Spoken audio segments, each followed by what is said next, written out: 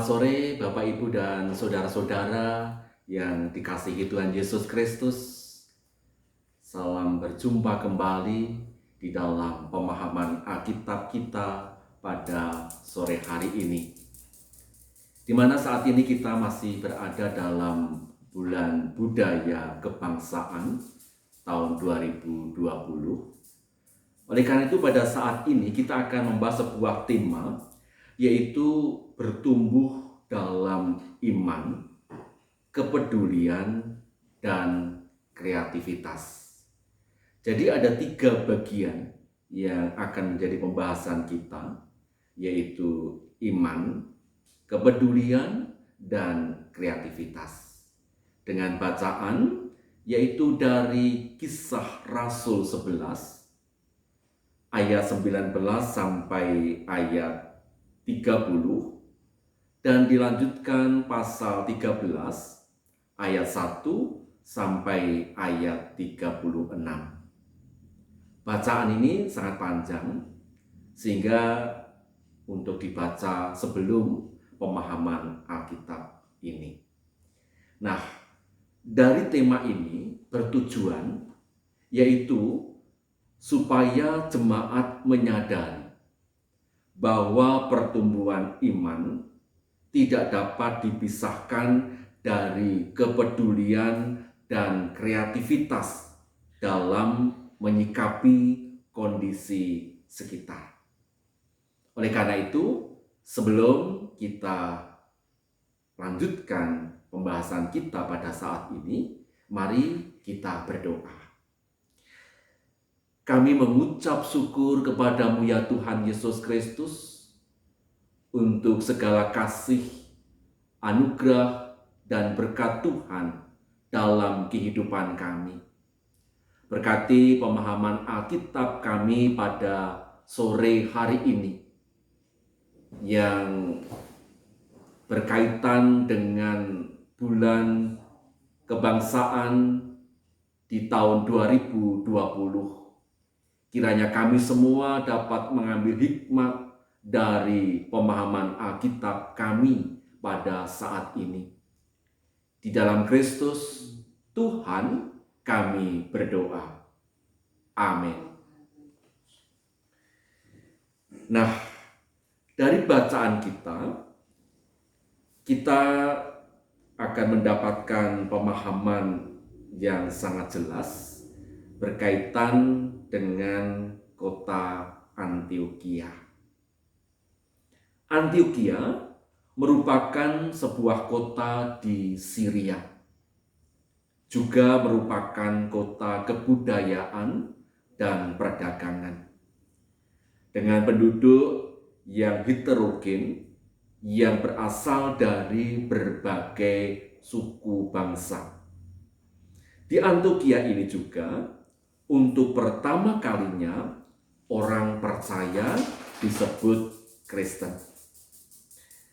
Jemaat Tuhan di Antiokhia bertumbuh setelah beberapa orang percaya dari Yerusalem memutuskan meninggalkan Yerusalem berkaitan dengan penganiayaan yang menimpa mereka.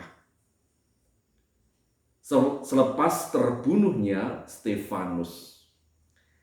Pada mulanya orang percaya dari Yerusalem itu melakukan pemahaman atau PI hanya kepada orang Yahudi yang tinggal di Antiokhia, tetapi pada akhirnya juga kepada orang Yunani. Singkat kata, jumlah jemaat di Antiokhia menjadi semakin banyak, bahkan menjadi pusat baru kekristenan selain di Yerusalem. Nah, oleh karena itu kita perlu memahami tentang hal-hal yang sangat menarik dari sikap jemaat Antiokhia. Jemaat Antiokhia mengalami pertumbuhan yang sangat pesat. Hal ini terlihat dari kenyataan bahwa dalam waktu singkat mereka sudah memiliki beberapa nabi dan pengajar. Dikisahkan dalam Kisah Rasul 13 ayat 1. Demikian juga sudah bisa membantu jemaat lain. Kisah Rasul 11 ayat 29. Dan sudah mengutus misionaris untuk melakukan pekerjaan Tuhan. Di pasal 13 ayat 2 dan ayat 3. Maka pertanyaannya adalah, apa saja yang menjadikan perkembangan jemaat Antiokhia begitu pesat? Yang pertama, tergolong jemaat yang terbuka. Yang kedua, taat melakukan tugas PI. Yang ketiga, siap terhubung dengan jemaat lain, yaitu membangun jejaring untuk bahasa saat ini. Yang keempat, memiliki kreativitas kepedulian. Nah, hal tersebut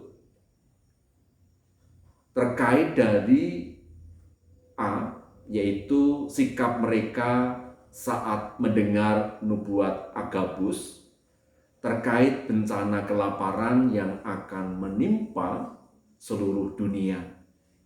Saat itu mereka tidak terlihat panik, tapi juga tidak terlihat menggampangkan. Mereka mempersiapkan segala sesuatunya dengan baik dan tetap dapat menjadi berkat bagi sesama. B. Mereka melakukan pelayanan dengan mengedepankan prinsip kontekstualisasi sebagai bentuk kepedulian mereka pada keragaman budaya di sekitarnya. Yang kelima, yaitu memusatkan iman hanya kepada Tuhan. Hal ini terlihat pada bagian A.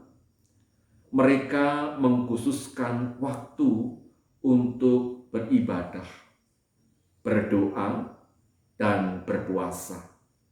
Hal ini dapat kita baca dalam Kisah Rasul 13 ayat 2 dan selanjutnya. Pada bagian B, mereka tidak berpusat pada tokoh-tokoh, tetapi kepada Tuhan. Ini yang sangat menarik. Sehingga sekalipun di sekitar mereka banyak pengajar-pengajar, hal tersebut tidak menimbulkan persoalan dan perpecahan dalam kehidupan jemaat. Begitupun saat mereka harus melepas tokoh-tokoh tersebut untuk pergi melakukan pelayanan misi, mereka tidak merasa berat, tetapi justru mereka mendukungnya. Berdasarkan hal-hal tersebut di atas, maka dapat dimengerti jika pada zamannya di Antiokhia juga disebut ibu gereja. Jadi Antiokhia juga dapat disebut ibu gereja, terutama bagi orang non-Yahudi. Disebut ibu gereja karena mereka senantiasa terbuka untuk merangkul dan memberi wadah bagi keragaman yang mereka temui. Baik keragaman kapasitas, keragaman budaya, dan keragaman sosial ekonomi. Di saat yang bersamaan, mereka juga memiliki kasih dan kepedulian kepada yang lain. Nah, Untuk mempertajam pemahaman kita, ada pertanyaan yang perlu kita sharing bersama. Pertanyaan itu ada 3. Yang pertama, menurut saudara, apakah karakteristik jemaat Antiokhia terdapat juga di gereja saudara? Jelaskan. Yang kedua, kendala-kendala apa saja yang menjadikan karakteristik jemaat Antiokhia tidak dapat terwujud dalam gereja saudara? Dan yang ketiga, hal-hal apa saja yang akan saudara kembangkan, baik secara pribadi maupun secara komunal, sehingga pertumbuhan dalam hal iman, kepedulian, dan kreativitas dapat semakin terwujud di gereja kita. Nah, Bapak, Ibu, dan saudara-saudara, inilah pemahaman Alkitab kita pada sore hari ini, dan mari kita lanjutkan dengan diskusi kita, sharing kita bersama, sehingga kita akan dapat mengakhiri pemahaman Alkitab ini dengan dapat memahami tema ini dan menerapkan dalam kehidupan bergereja kita.